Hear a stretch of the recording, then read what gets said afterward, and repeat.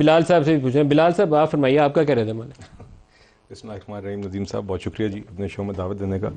دیکھیے جیسے آپ نے ابھی ابتدائیے میں کہا یا ابھی بات کرتے ہوئے آپ نے کہا, بالکل کمپلیٹلی آج ڈونلڈ لو نے ان کا بیانیہ پی ٹی آئی کا ڈسمینٹل کر دیا سائفر کا جی.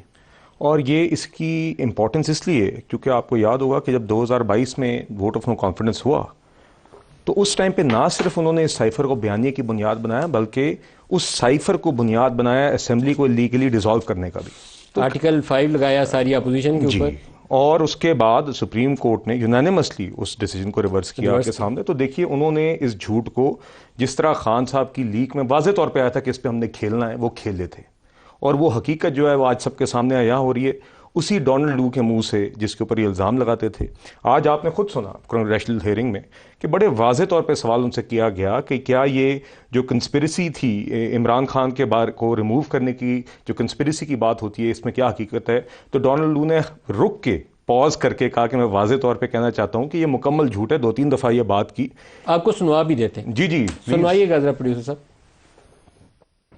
I want to be very clear on this point. These allegations, this conspiracy theory is a lie. It is a complete falsehood. I have reviewed the press reporting related to this, what it's called the cipher in Pakistan, the alleged leaked diplomatic cable from the embassy here. It is not accurate. It at no point does it accuse the United States government or me personally of taking steps against Imran Khan. And thirdly, the other person in the meeting, the then ambassador of Pakistan to the United States, has testified to his own government that there was no conspiracy. We respect the sovereignty of Pakistan. We respect the principle that Pakistani people should be the only ones choosing their own leaders through a democratic process. Mr. Chairman, we are grateful that you are holding this hearing today for us to talk about that process. بلال صاحب یہ تو اس کا بیان تو آ گیا کھل کے, لیکن جو سائفر کے کانٹینٹ تھے اس میں سے ایک حصہ درست تھا. وہ یہ تھا کہ امریکہ ناخوش تھا عمران خان کے روس جانے کے اوپر, ایک ایسے موقع کے اوپر جس رات یہ وہاں پہنچے تھے اسی رات یوکرین پہ حملہ ہو گیا. لیکن عمران خان کا دعویٰ یہ تھا کہ یہ رجیم چینج ہوا, جو آج وہ ڈینائل کیا. اس نے کہا کہ وہاں کوئی ایسی بات نہیں ہے. یہ دیکھیے جو آپ نے پہلی بات کی اس کے اوپر یقیناً ہم موقف لے سکتے ہیں بطور قوم. فورن آفس بھی کہہ سکتا ہے کہ آپ ہمارے دورے کے اوپر یا آپ کی رائے ہو سکتی ہے, مگر وی ڈس ایگری. ڈیمارش بھی ہوا مگر اور ڈیمارش اظہر مجید کی ریکمنڈیشن تھی. جی مگر اس نے اس ڈنر کا تذکرہ کیا اور کہا کہ اس نے غیر سفارتی انداز میں یہ کہا ہے کہ اگر تو نو کانفیڈنس تمہارے یہاں ہو رہی ہے وہ تو کامیاب ہوگی تو پھر تو تمہیں معافی مل جائے گی.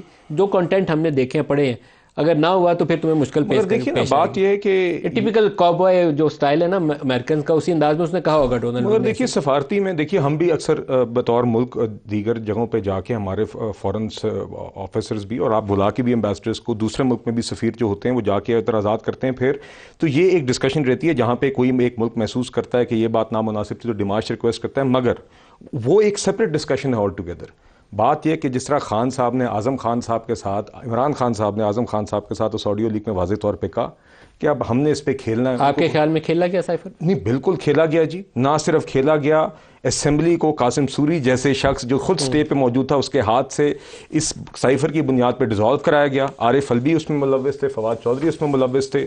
اس جھوٹ کی بنیاد کے اوپر پھر ریلیاں کی گئی, جلسے کیے گئے, انارکی پھیلانے کی کوشش کی گئی اگلے 2-3 ہفتے, اور اس کے بعد ان کا بیانیہ یہی رہا ہے. اور تو پاکستان پورا اس آگ میں لپیٹا گیا جی. اور اس کے بعد ایبسلیوٹلی ناٹ کے بیانیے کے بعد آج یہی جماعت امریکہ میں لابیسٹ کو چیز کر کے شہباز گل کو بھی انہوں نے بھیجا.